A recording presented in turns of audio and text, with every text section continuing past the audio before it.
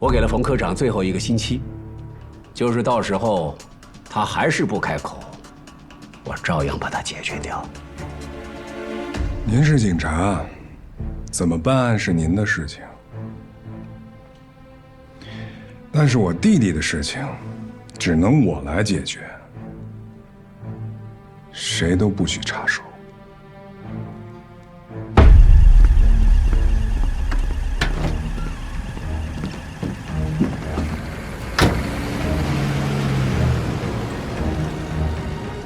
副局长，话没说怎么说，他知道华珍把那个女的藏那儿了吗？他还能怎么说？当然是否认得干干净净啊。那李健先生呢？李健说这是华家的家事。华良现在是西翔国货联营公司的代表，只要生意能继续，李健当然不会得罪了。那这不是把问题都抛给我们了吗？派2个人盯着华珍。您是怀疑那个女的在华珍手里？可是李健先生说这是华家的家事啊。华良明天一早就回南京了，是不是他的家事，盯了不就知道了吗？好的。我能够坐上这张牌桌，唯一的筹码，就是我能够为他们的交易提供保护。现在这个女人不见了，坏的全是我的事儿。最后被踢出局的，也只可能是我。华良说，他弟弟的事，只能由他来解决，谁也不能插手。但这是在上海，他的话说了不算。明白。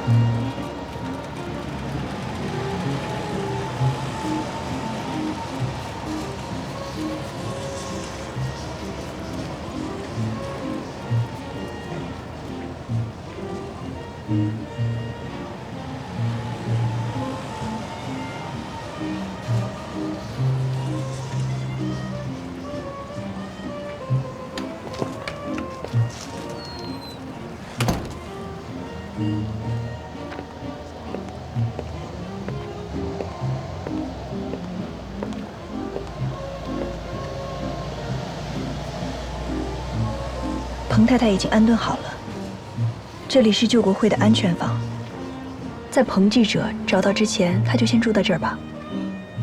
在法租界我也有个照应。好。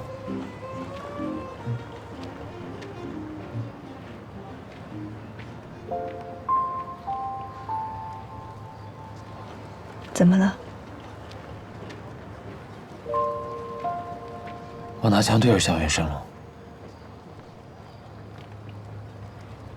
是他帮我把彭太太救出来的。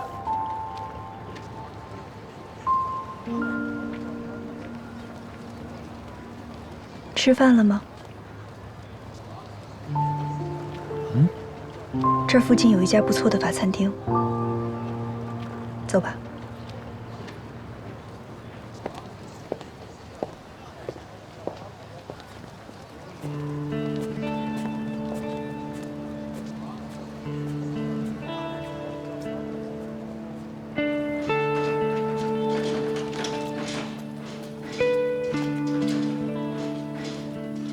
对不起，我忘了这个时间西餐厅都关门了。没关系啊，反正我也不爱吃洋人的东西，带你吃这家面吧，我经常来。老板，还有啊？哎，打烊了呀？侬帮侬啊，我自家来就好。哎，好好，跟侬自家来啊。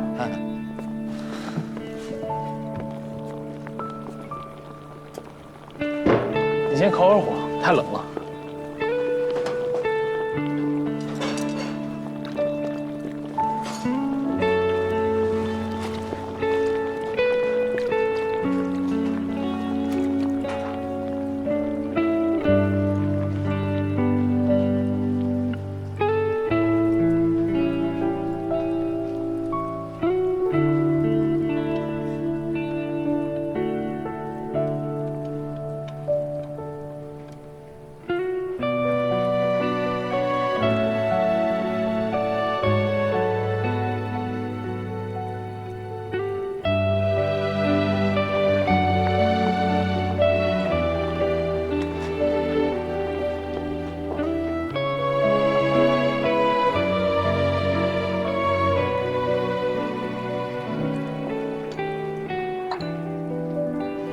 向远生已经听彭太太说了照片的事情了，他已经猜到了这件事情和他哥有关。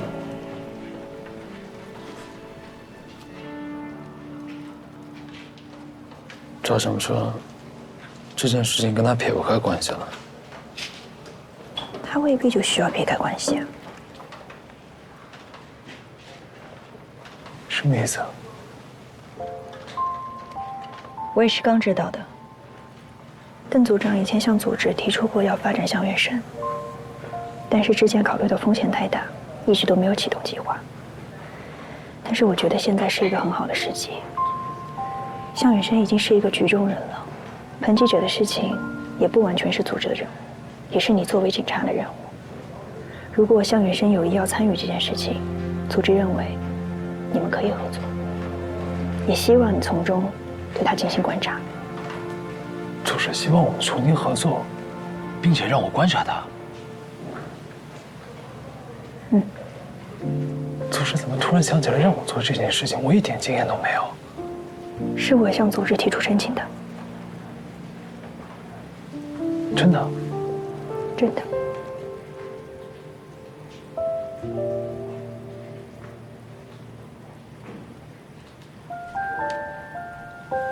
可是我今天刚刚拿枪对着他。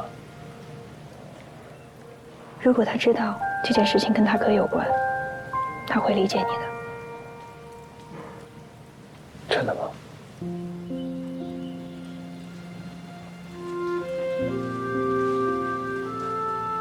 希望会吧。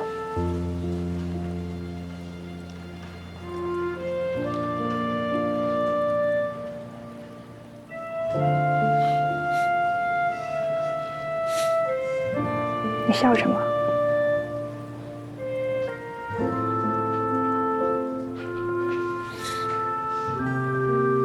陈浩同志，你要好好练习一下你的表情控制了。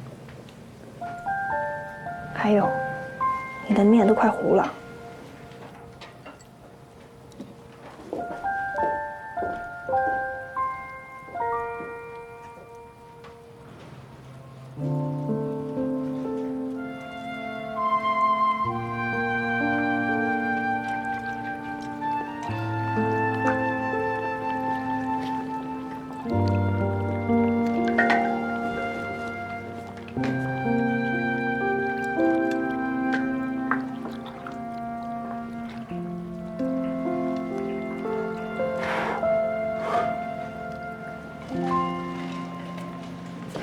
来，尝尝。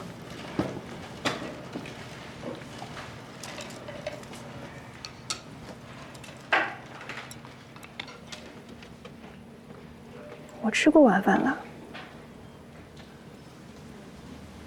我虽然只会做面，但我做的面米刀领啊，什么叫米多林啊？就是好吃。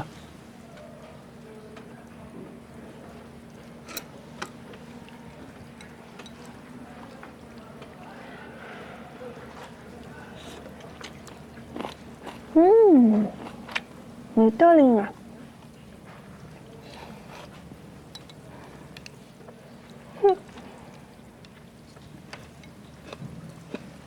谢谢。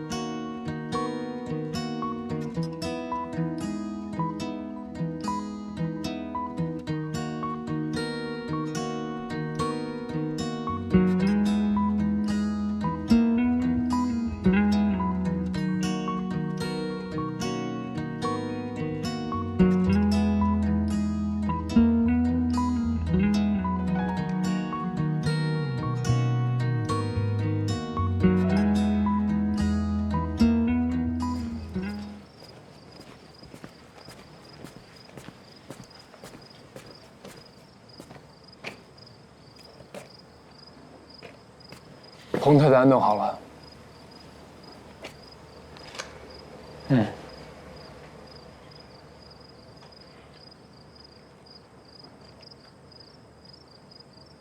我听说了那张照片，你应该也知道了吧？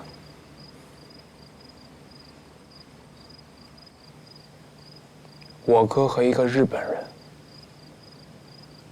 还有谭诗远在一起的照片。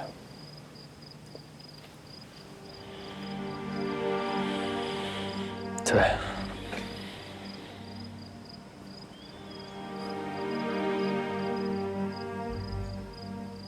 我回电雷学校的那段时间，我哥从南京来江阴找过我，表面上是给我送东西，却突然向我问起四所和彭记者的案子。他说他是在帮一个朋友打听彭记者的去处，但我知道我哥不会单纯的帮任何人打听任何事儿。因为他没有这样子的朋友。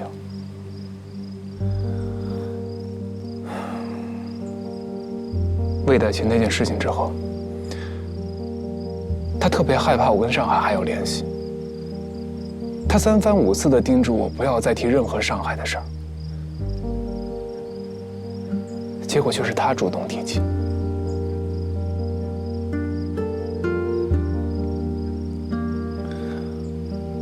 只有一种可能，那就是背后的事情已经威胁到了他，或者华家的利益。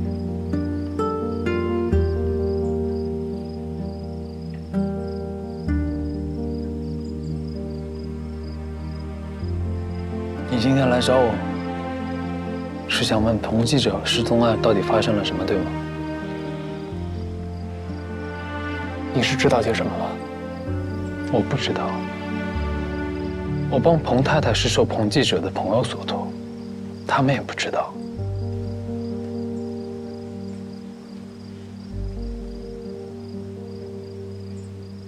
我哥跟我说，彭记者不是失踪，而是因为谋杀被秘密逮捕。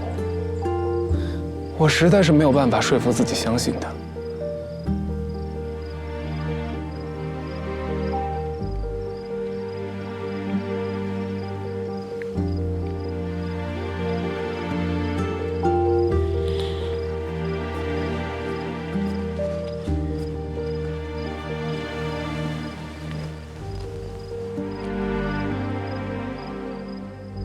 你真的对这件事这么好奇吗？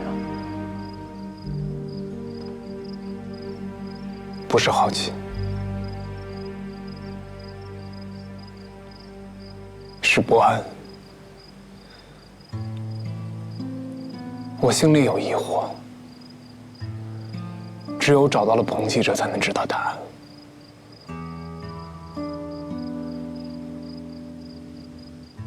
我查这个案子，是因为我是警察，这是我的饭碗，也是我必须要做的事情。可你不一样，你已经回到学校，你有你的任务，接受舰艇、海上训练，这些事情跟彭记者失踪案没有任何关系。你真的要因为一个答案打乱自己的人生规划吗？虽然彭记者与我怎么规划自己的人生没有关系，但他失踪跟我哥有关，那这件事就跟我有关。我必须知道真相。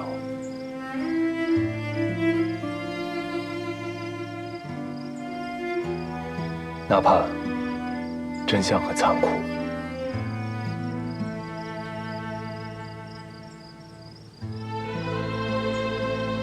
要查也不是你一个人查。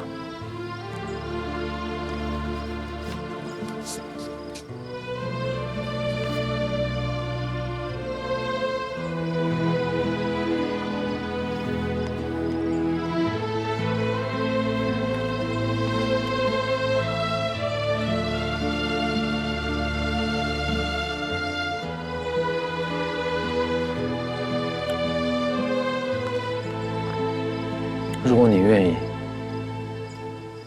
我们可以合作到找到彭记者为止，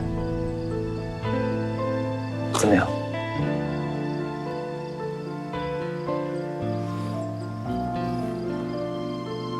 你有线索？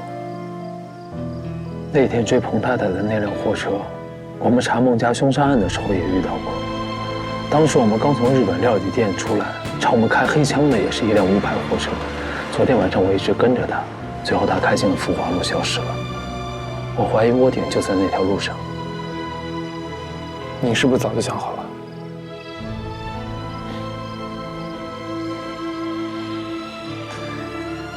答应我，这件事情别跟二白他们说。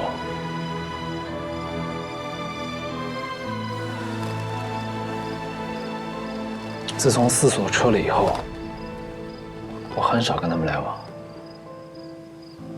你怕给他们惹麻烦？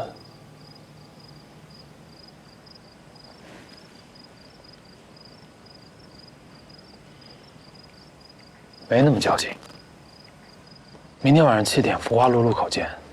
不早了，早点回去吧。等一下，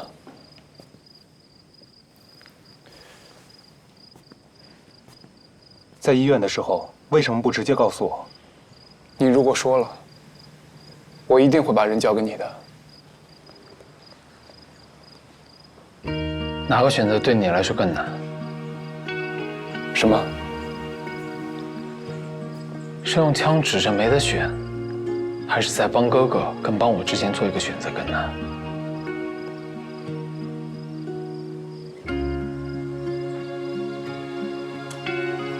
哎，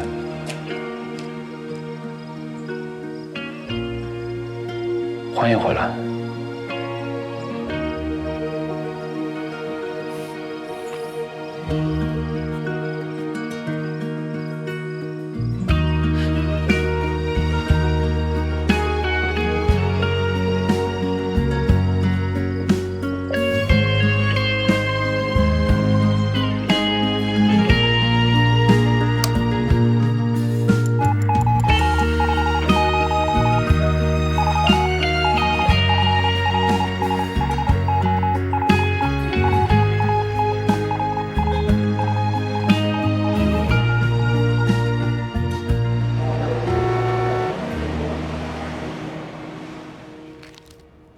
黄秘书，明天回南京的票已经订好了，按您的习惯订的是明早第1班。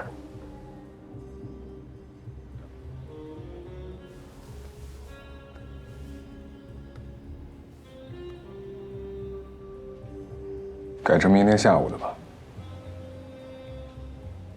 我要去见一个朋友。是。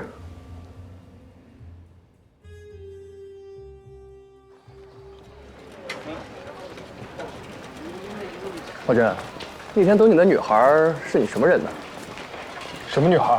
我又不认识，穿得像警服又不是警服，大晚上一个人在那树下等着，脸都冻红了。什么时候的事？就是你哥哥来找你的那天晚上，他问我们你安全回去了没有，我还以为你知道这事儿。哎，袁胜，袁胜，二白，我朋友，你们先去。行，走吧。你怎么在这儿？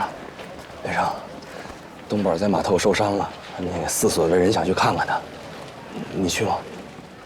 好，等我一下，我去申请辆车。不用，咱有车，你忘了？现在咱是出租车司机，上车来。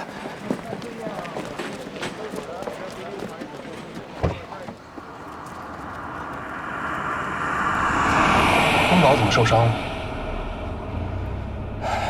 东宝在码头仓库干活，可能饭吃的太少了，东西又扛得太多，晕过去了，把手就给摔伤了。他有想过换个工作吗？换过，那孩子呀，当警察当出感情了，交了留用申请，一直在等着总局的分配。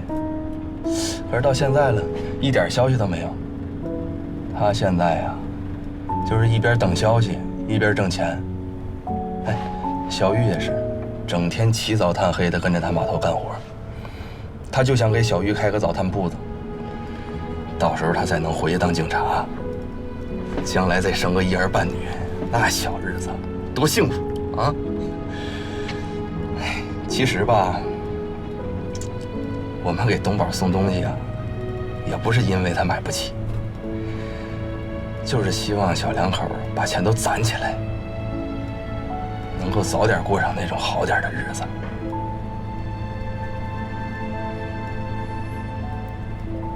肯定会的。他们这么努力，总不可能没有回报吧？对。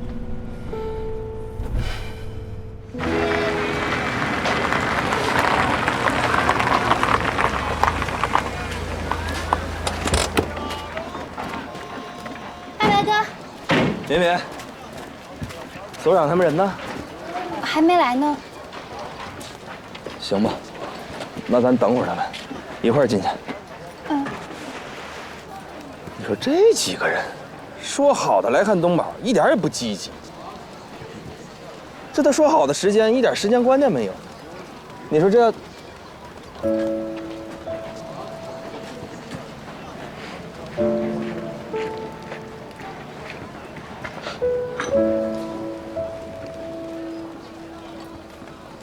我去路口看看他们。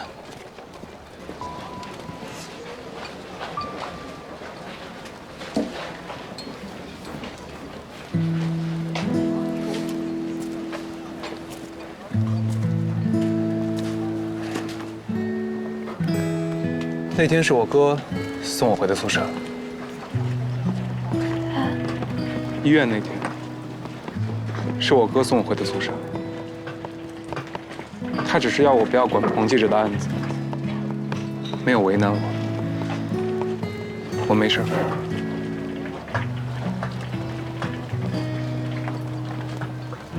那天队长跟我说了你没事儿，我就直接回家了。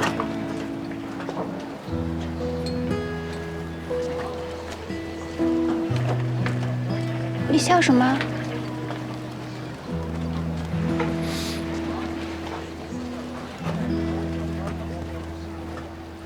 就等你们两个，你们两个一点时间观念也没有。来晚了，来晚了。老规矩啊。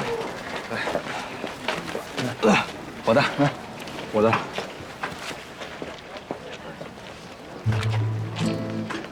哦。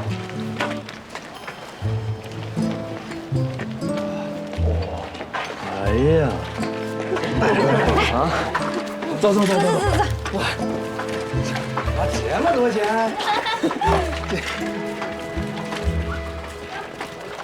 东宝，大夫怎么说？啊，大夫说没啥事儿，就是休养2天就行了。这你看，我跟你说，别不当个事儿啊！伤筋动骨100天，你就好好歇着啊！有什么活我们都帮你干了，好吧？对，谢谢所长，谢谢所长，二白哥，你们先喝水，我再喝点热，不用了，别忙活了。身子。没事，你看这我这就是应该说。哎，这大家的点心。明明姐，你这是做什么？你收好，这我不能收。东宝说过不能再有你们姐姐了。我是不是你姐？是你姐就得听我的，来拿着。东宝，这明明姐又给我们塞钱了。东宝干什么呀你？明明使不得。这收起来。你们每次来都给我们带那么多东西，还给我们塞钱，这次不行，说啥不行？你说。那我们隔三差五来吃饭，那不花钱呐？对呀，我们饭钱这是。不是你们每次来米面油粮都送了，你收啥钱嘛？听二白说，你和小玉想开个早餐铺子，这就当是我们的投资了。对，这是我们入股的钱，听话拿好。哎，你这要再不收，我们就走了啊！现在就走。这走什么走？都听我的啊！小玉，把这钱收着。东宝，收着。拿着。拿好。拿着吧。行，那这钱我就拿着了，但是咱得说好了啊。你们以后每次来，我就拿这钱给大家买肉，做红烧肉吃，这总行了吧？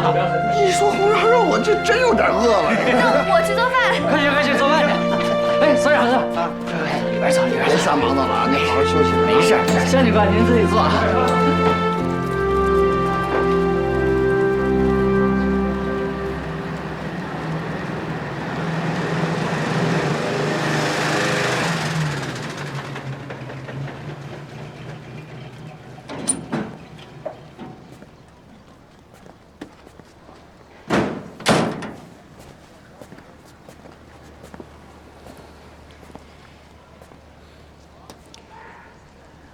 我到家了。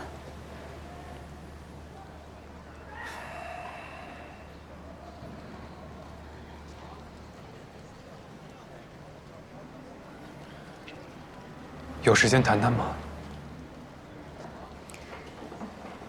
我不想谈。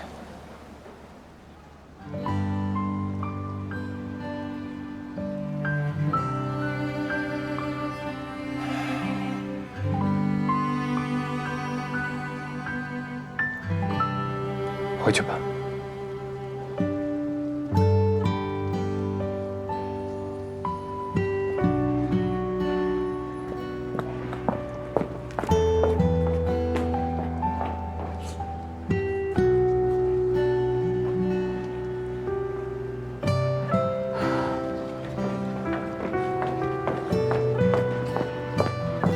你为什么不给我写信？你没收到我的信。我等你的信等了1个星期、2个星期，等了1个多月。你现在突然回来有什么用？我们都已经各自往前走了。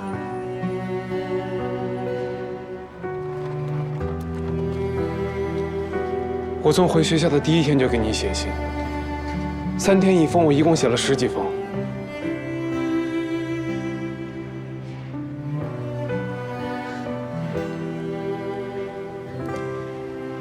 你给我写信了？我写了，我也在等你的回信。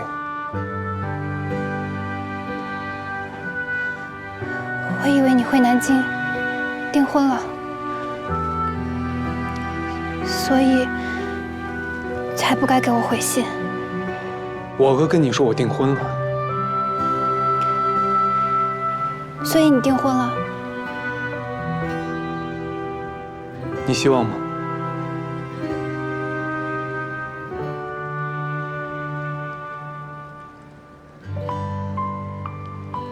我不知道。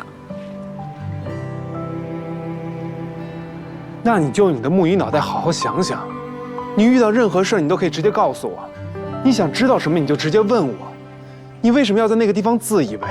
你这脑袋里到底还藏了多少东西？我希望你订婚。你最好想清楚了再回答。我想得清楚的不能再清楚了。我在喜欢你之前，哪怕做什么事情都是最后1名，考警察考了3年也没有考上，但是我每天都很开心。可是我现在，我想稀里糊涂的都不行了。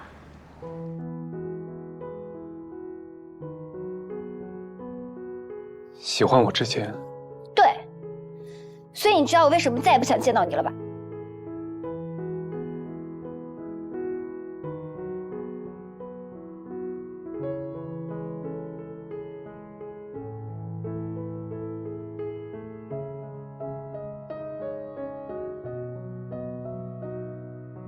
如果有一天我不想见你，只可能是因为我不喜欢你了，而不是像你现在这样，脑袋里想一些乱七八糟的东西。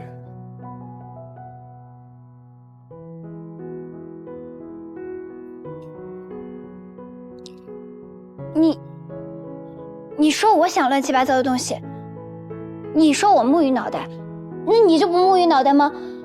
你不能给我写信，那你想联系我就找不到别的方式了吗？个小兔崽子，你以为你是啥本事啊？求我女儿好，你以为你是谁啊？爸爸，你让开！你躲开！你快跑！你不要跑呀你啊！爸爸，你敢走了？你敢走？哎，你快快，你给我别哭啊！啊，你以为你是谁啊？爸爸，要刚度啊！小七。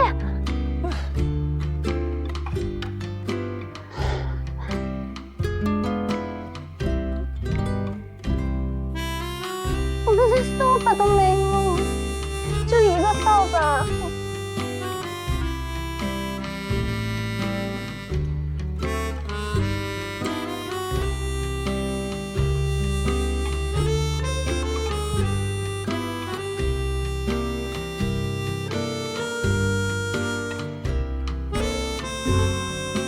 是不是不知道谁是姐姐谁是妹妹了？哥哥，你俩在叫他干嘛？管不着吗？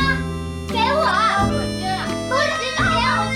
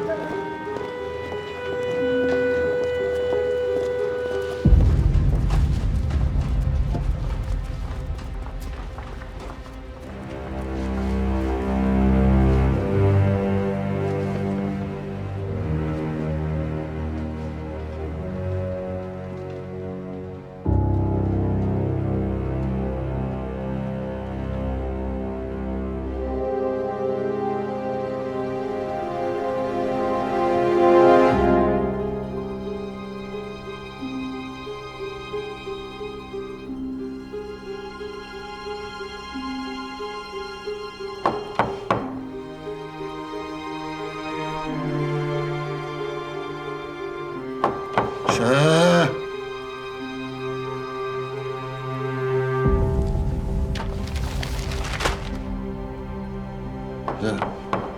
等着，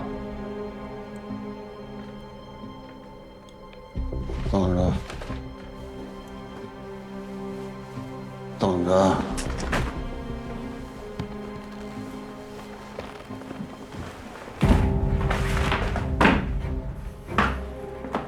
我不是说了吗？房租我下个月肯定会给你。你好，是魏先生吗？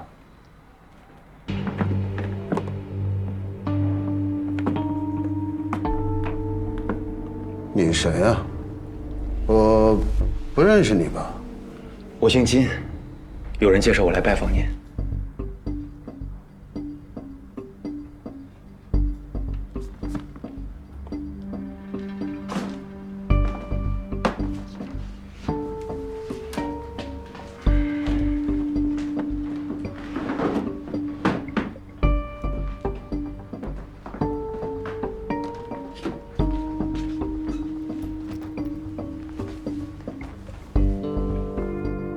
我知道您从淞沪警备司令部侦察队离开了，但是您在抓捕共产党方面的能力，不应该就此埋没。我这次来就是想问一问魏先生，是否还感兴趣继续做情报方面的工作？啊，你知道我离开了，那我为什么离开，你也知道了吧？啊？我得罪了军政部次长，我还得罪了侍从室的秘书，我的政治前途完蛋了。这倒未必。这次想请魏先生去的地方，由蒋委员长任社长直接领导。你在跟我说什么？复兴社特务处上海站。我知道您一直没有放弃调查华珍。我的人告诉我，他们最近总看到您在一间公用电话亭附近。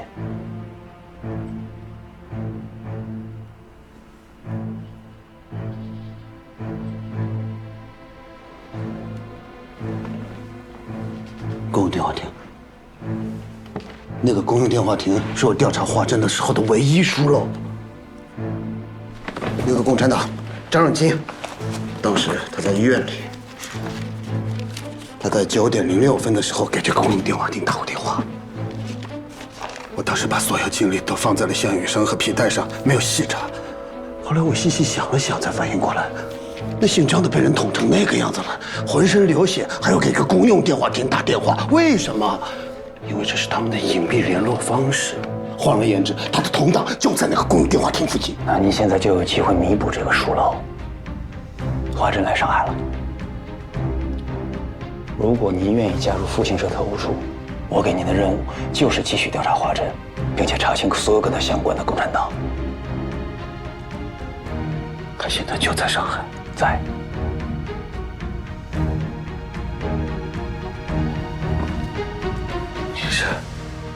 您是郭秘书长派我了，他来找我的。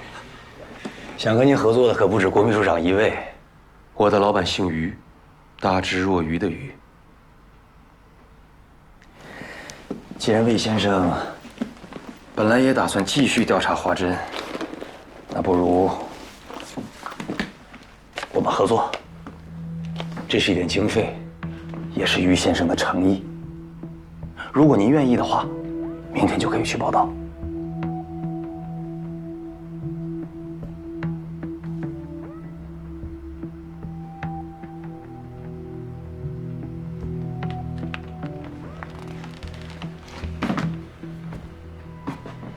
我从淞沪警备司令部离开的时候，情况您也知道，就像一条丧家之犬一样。魏某人就好奇了，你们于先生看中我什么了？魏先生听过救国会吧？了如指掌，谈不上。但是魏某人调查共产党也有7、8年了，其中也调查过救国会。这段时间，关于救国会的情报，我也积攒了不少。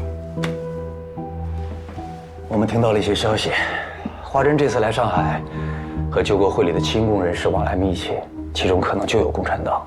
如果从救国会开始查起，魏先生就是最合适的人选。只不过这一次，我们希望能够换一下步骤，先查清楚华珍身边的共产党。在警备司令部的时候，我已经证明了，跟华珍来往甚密的邓明远、张忍俊全是共产党，他怎么可能清白？要不是他后面有个画家，当时他就被我扳倒了。到现在了，你们怎么还拐弯抹角去查他身边的共产党？为什么不能干脆直接查华珍？华珍肯定是有问题的，他一定是我们的最终目标。但是于先生的建议，从他身边的人开始查起，会更容易一些。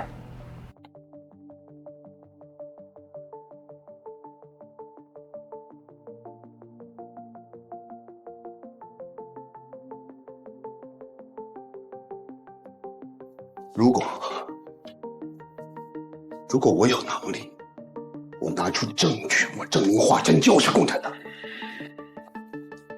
你们，于先生，有没有能力保证画家不插手？于先生就是有这个能力，才让我来请您呢。于先生只有一个条件，这次侦查必须秘密进行。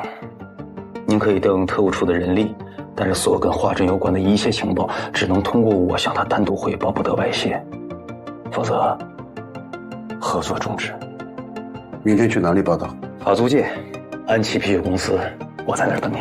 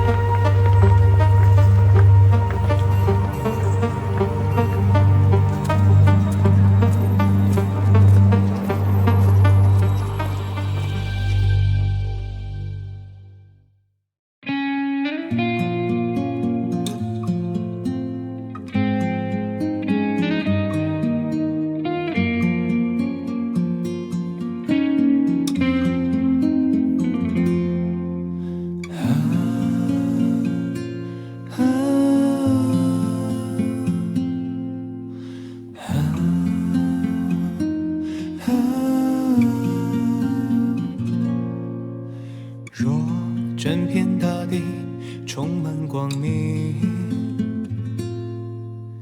又怎会期盼闪耀的星？苍些许微光，人间流浪。写温柔的诗，清风吟唱。满天散落的星辉，无言把彼此路照亮。每颗心都无恙，别怕，也不会太长。他走过彷徨，前往远方。他踏着月光，寻找方向。风吹散孤单，又吹来无常。夜终将过去，黎明又明朗。满天散落的星辉，无言把彼此路照亮。爱每颗心都无恙，别怕，也不会太长，别怕，也不会太长。